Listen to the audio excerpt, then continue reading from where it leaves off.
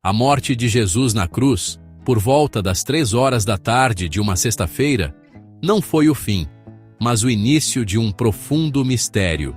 O sol havia se escurecido e a terra tremeu, marcando um evento de proporções cósmicas.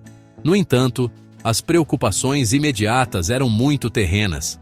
A lei judaica, registrada em Deuteronômio, proibia que um corpo permanecesse na cruz durante a noite. Além disso, o pôr do sol marcaria o início do sábado, e não um sábado qualquer, mas o grande sábado da Páscoa. Isso tornava o sepultamento uma questão de extrema urgência. Era preciso agir rapidamente, antes que a escuridão trouxesse consigo a paralisação imposta pelo descanso sabático, deixando o corpo do mestre exposto de forma desonrosa.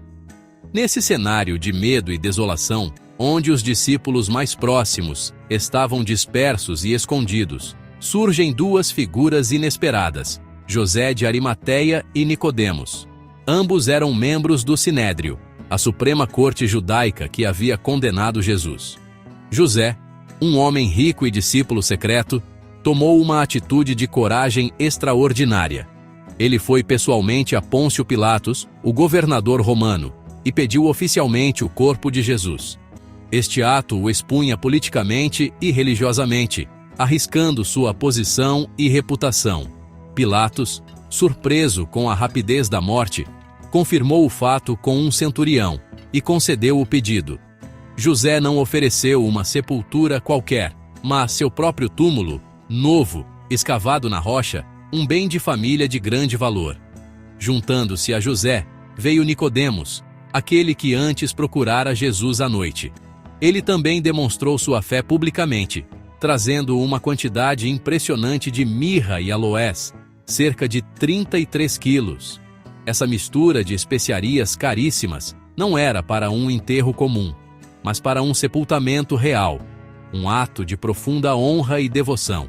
Juntos, eles envolveram o corpo de Jesus em faixas de linho com os aromas, seguindo as práticas funerárias judaicas da época.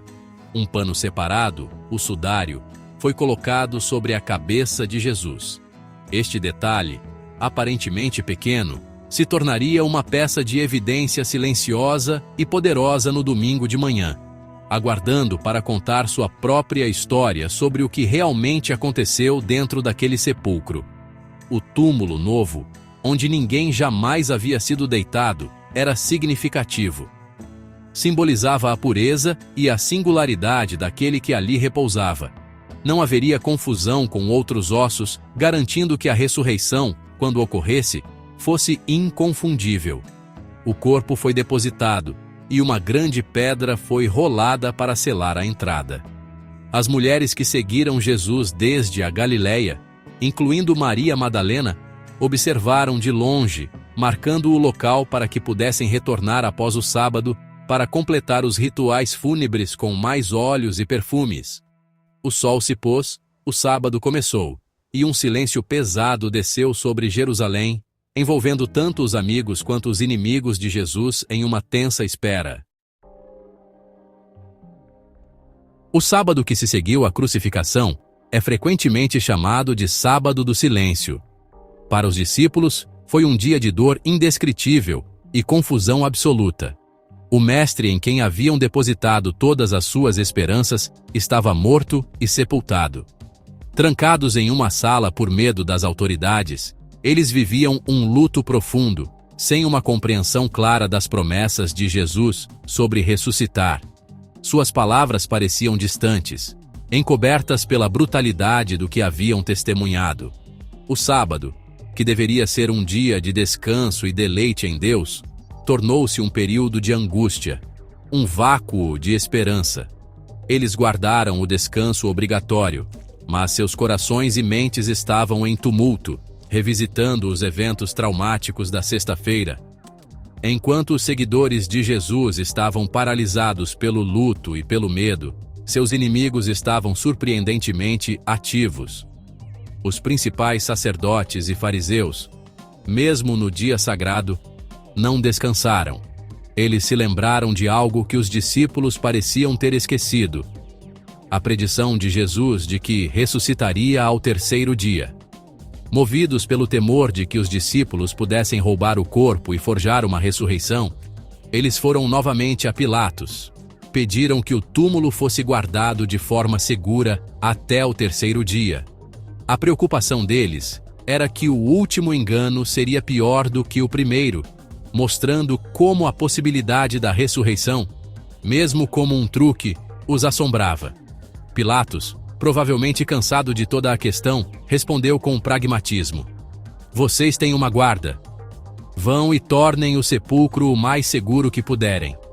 Assim, os líderes religiosos foram ao túmulo, acompanhados por uma guarda de soldados romanos. Eles não apenas posicionaram os guardas, mas também selaram a pedra.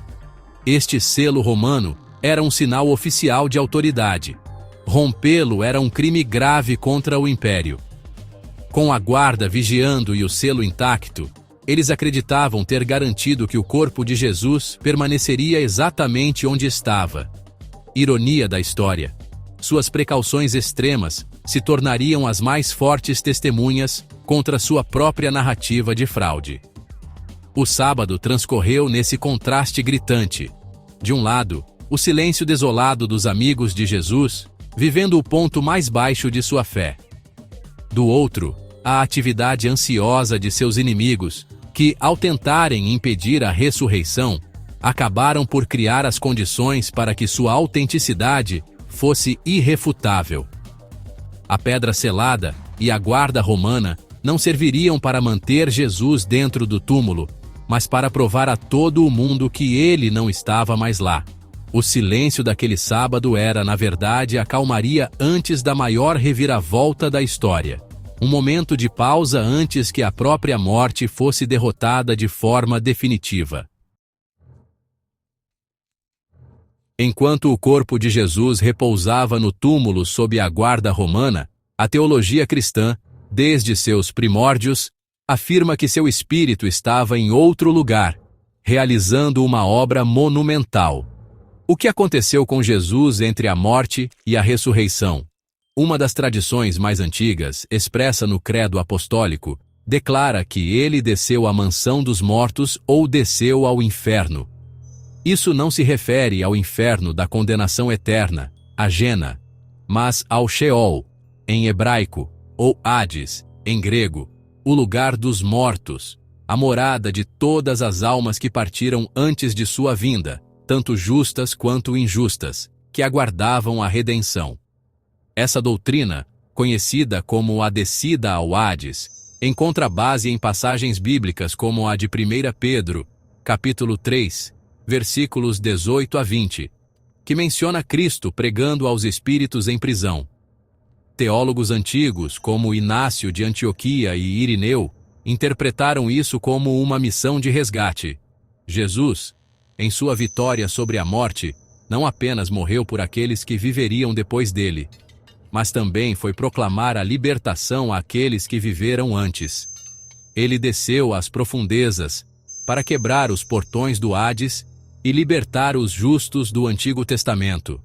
A iconografia ortodoxa retrata vividamente este momento, mostrando Cristo triunfante, puxando Adão e Eva para fora do túmulo, simbolizando a libertação de toda a humanidade justa que o aguardava. Outra perspectiva teológica sugere que, durante esse tempo, Jesus simplesmente repousou no Sheol, assim como qualquer ser humano que morre, cumprindo plenamente a condição humana da morte. Nesse entendimento, sua alma descansou, aguardando a gloriosa reunificação com seu corpo no amanhecer do terceiro dia.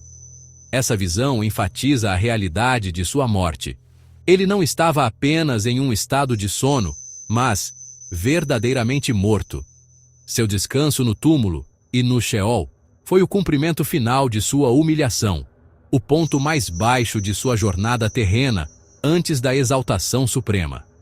Ambas as visões, a do resgate e a do repouso, apontam para a plenitude de sua obra. Ele conquistou a morte em todas as suas dimensões. O simbolismo do terceiro dia é crucial e profundamente enraizado nas Escrituras. Não é um número aleatório. Jonas ficou 3 dias no ventre do grande peixe, um sinal que o próprio Jesus usou para prefigurar sua própria morte e ressurreição. O profeta Oséias declarou que Deus ao terceiro dia nos levantará, e viveremos diante dele. O número 3 na Bíblia frequentemente representa um período de provação, espera e, finalmente, de intervenção divina e restauração completa. O intervalo entre a morte e a ressurreição de Jesus, portanto, não foi um tempo perdido, mas um período teologicamente denso, onde a vitória sobre o último inimigo, a morte, estava sendo selada nas profundezas da existência. O amanhecer do primeiro dia da semana, o domingo, rompeu o silêncio de uma forma que ninguém esperava. Nenhum evangelista descreve o momento exato da ressurreição. Eles descrevem seus efeitos avassaladores. Houve um grande terremoto. Um anjo do Senhor desceu do céu, rolou a pedra maciça da entrada do túmulo e sentou-se sobre ela. Sua aparência era como um relâmpago, e suas vestes brancas como a neve. Os guardas romanos, homens treinados para a batalha, tremeram de medo e caíram como mortos. A pedra não foi removida para que Jesus pudesse sair, pois seu corpo glorificado já não estava sujeito a barreiras físicas. A pedra foi removida para que os vivos pudessem entrar e ver a prova irrefutável. O túmulo estava vazio. As primeiras testemunhas foram as mulheres, lideradas por Maria Madalena. Elas chegaram com especiarias para ungir um corpo morto e encontraram a promessa de uma vida nova. Dentro do túmulo, não viram um corpo, mas os lençóis de linho caídos. E, mais intrigante, o pano que estivera sobre a cabeça de Jesus, não jogado de lado, mas cuidadosamente dobrado em um lugar à parte. Ladrões de túmulos, agindo com pressa, não teriam tempo para tal cuidado. Essa dobra deliberada era uma mensagem silenciosa. Em algumas tradições da época, um servo, ao terminar uma refeição, deixava o guardanapo amassado. Mas se o mestre dobrasse o guardanapo, era um sinal de que ele não havia terminado, de que ele voltaria. Jesus estava declarando: "Eu voltarei." A ressurreição transformou radicalmente a vida dos discípulos. O medo deu lugar a uma coragem inabalável. A tristeza se converteu em uma alegria inextinguível. Pedro, que negara Jesus 3 vezes, tornou-se o pregador ousado do Pentecostes. Tomé, o cético, fez a mais profunda declaração de fé: "Meu Senhor e meu Deus." Eles viram, tocaram e comeram com o Cristo ressuscitado. Ele não era um fantasma ou uma alucinação, mas o mesmo Jesus, agora em um corpo glorificado, provando que a morte não tinha a palavra final. Essa convicção os impulsionou a espalhar a notícia por todo o mundo, enfrentando perseguição e martírio sem hesitar, pois sabiam que seu Redentor vivia. A história dos 3 dias entre a cruz e o túmulo vazio oferece uma profunda lição para a nossa própria jornada. Todos nós enfrentamos nossos sábados de silêncio, períodos de espera, de perda, de aparente ausência de Deus. São momentos em que nossas esperanças parecem sepultadas sob uma pedra pesada. A mensagem da Páscoa, no entanto, é que o silêncio não é o fim da história. A espera tem um propósito, e a dor não é permanente. A ressurreição de Cristo é a garantia de que, mesmo após a sexta-feira mais escura e o sábado mais longo, o amanhecer do terceiro dia sempre chega. Ele traz consigo a vitória da vida sobre a morte e a promessa de que a esperança, mesmo quando parece perdida, renascerá de forma gloriosa.